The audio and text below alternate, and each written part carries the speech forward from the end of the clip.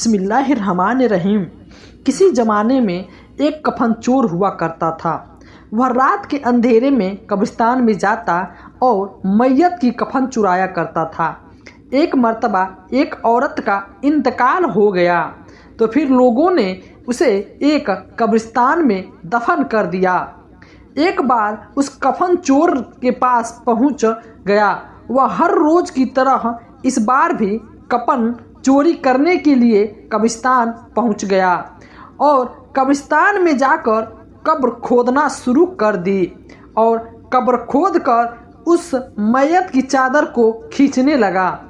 اچانک اس عورت کی جسم میں حرکت ہوئی اور وہ چادر کو تھام لیا اور اس کفن چور کو کھینچ کر ایک تماچا مار دیا، جس کی وجہ سے اس کے چہرے پر اس عورت کی انگلیوں کے نشان پڑ گئے اور اس کے بعد اس شخص نے توبہ کر لیا کہ آج کے بعد میں کفن نہیں چوری کروں گا۔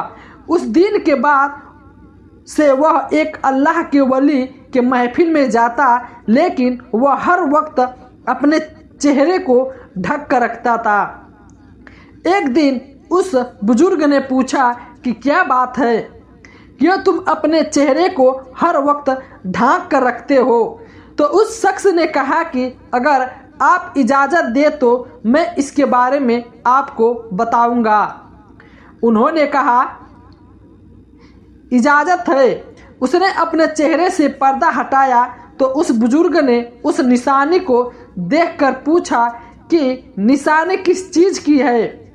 تو اس نے عرض کرنے لگا کہ میں ایک کفن چور تھا کہ ایک مرتبہ میں ایک عورت کی کفن چوری کرنے کے لیے گیا تھا اور جیسے ہی میں نے اس کی کفن چوری کرنے کی کوشش کی تو اس نے مجھے کھینچ کر ایک تھپڑ لگایا، جس کی وجہ سے اس کی انگلیوں کے نشان میرے چہرے پر آ گئے۔ اس کے بعد میں نے توبہ کر لی۔ آپ دعا کریں اللہ میری توبہ کو قبول فرمائے۔ اب اس بزرگ نے اس واقعے کو ایک دوسرے بزرگ کے بارگاہ میں پیش کرتے ہیں کہ میں نے آج ایک عجیب واقعہ کے بارے میں سنا ہے، اور انہوں نے وہ سارا ماجرا بیان کیا کہ ایک مردہ عورت کو اللہ تعالیٰ نے زندگی بخشی اور وہ قبر میں زندہ ہو کر ایک کفن چور کو تماچا مار دیا۔ تو اس اللہ کے ولی نے اس ولی کو فرمایا کہ ذرا اس کفن چور کو پوچھو کہ قبر میں دفنایا جانے والے مسلمان کا چہرہ قبلہ کی طرف تھا جب کر دیا جاتا ہے، کیا اس نے قبر سے ہٹے ہوئے چہرے بھی دیکھا ہے؟ اب اس بزرگ نے کفن چور کو پوچھا کہ مسلمان میت کو قبر میں رکھنے کے بعد اس کے چہرے کو قبلہ کی طرف کر دیا جاتا ہے، کیا تم نے قبلہ سے ہٹے ہوئے چہرے بھی دیکھے؟ کیا تم نے قبلہ سے پھرے ہوئے چہرے بھی دیکھے؟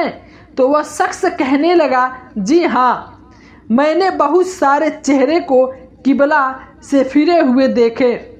تو اسے اللہ کے ولی نے فرمایا کہ یہ برے خاتمہ کی علامت ہے۔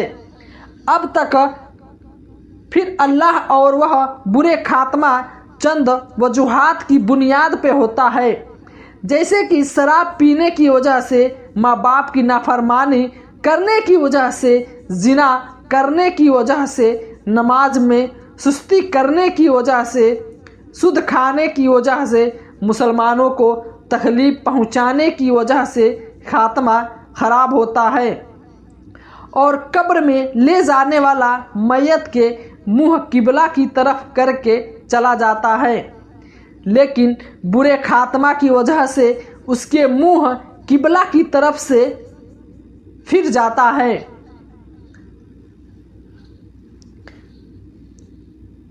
اللہ تعالیٰ سے دعا ہے کہ یا اللہ تو ہمیں ان بروں کاموں سے بچا لے اور ہمیں پکا سچا مومن بنا دے، تاکہ ہمارے منہ قبر میں بھی قبلہ کی طرف ہی رہے۔ آمین۔ السلام علیکم۔